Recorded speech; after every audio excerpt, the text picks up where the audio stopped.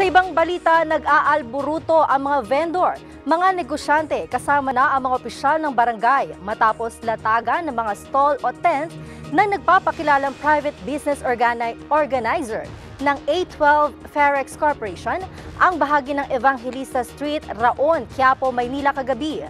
Pahayag ng mga barangay officials, basta na lamang umano naglagay ng mga tolda ang mga nagtitinda ng wala man lang sapat na koordinasyon sa mga barangay na nakakasakop sa lugar.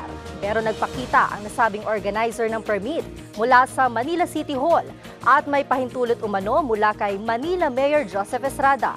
Subalit ang nakapagtataka, wala man lang dialogong nangyari o konsultasyon mula sa mga apektadong barangay at sa mismong memorandum na ibinida ay nakitaan na ito ng paglabag. Kaya naman panawagan ng mga vendor sa lugar kay Mayor Erap na makialam at ayusin ang nangyayaring kaguluhan sa nasabing lugar.